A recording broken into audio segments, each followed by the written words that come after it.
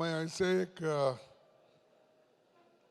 घर से आता हूँ, या आप घराना बोलते घर बोलते कुछ आता हूँ, तो मेरा 1947 में पूरा घर जल गया था, बर्बाद हो गया था।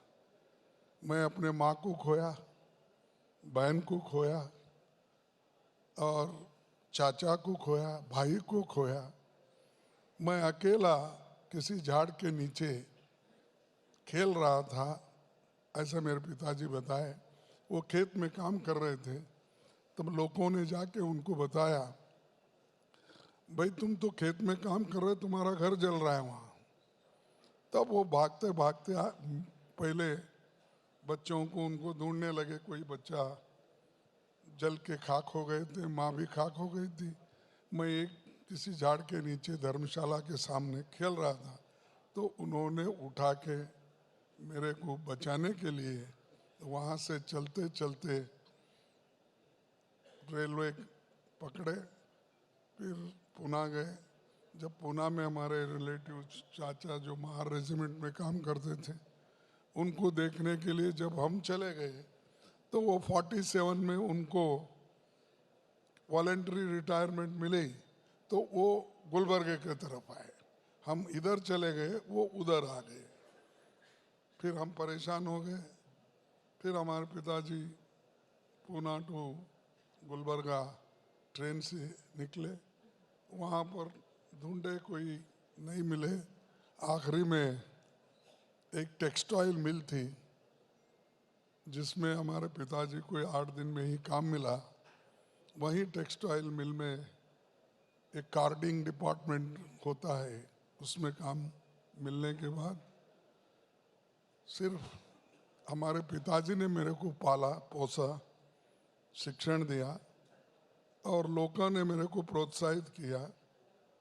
तब स्टूडेंट लीडर भी बना, लेबर लीडर बना। 69 में मैं कांग्रेस प्रेसिडेंट बना, ब्लॉक कांग्रेस कमेटी। तब से लगातार जनता के आशीर्वाद से यहाँ तक आके पहुँचा हूँ। ये अपने खुद के मेहनत के ऊपर और हमारे पिताजी के आशीर्वाद से।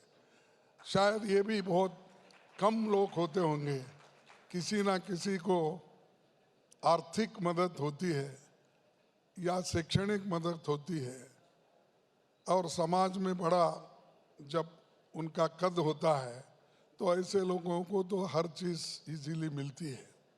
लेकिन मेरे को मेहनत करने के बाद ही ये मिला, और अकेला मैं और मेरे पिताजी ये यहाँ तक मेरे को हमारे पिताजी ने पहुँचाया। अब मैं 82 चल रहा है मेरा। तो कहने का मकसद क्या है, मेरे को किसी की सिंपैथी नहीं चाहिए।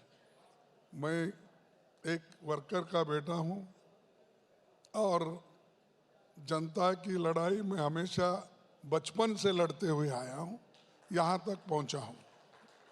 तो इसीलिए ये मेरा छोटा सा बैकग्राउंड आपको इसलिए दिया। लोग आते हैं या तो ऊपर से नीचे बैठते हैं आके, या कोई उनको नीचे से ऊपर उठा लेता है। तो हम जमीन पे ही चलते चलते दिल्ली तक पहुँचे हैं। तो इसलिए वो सड़क पे हम लड़ने की भी तैयारी रखे हैं, सदन में लड़ने की तैयारी है, और वहाँ पर एमएलए बन के वहाँ भी लड़े हैं। और लड़ाई में हम कोई कसूर नहीं रखेंगे, लड़ते ही रहेंगे जब तक जीत नहीं पाएंगे या जीतेंगे।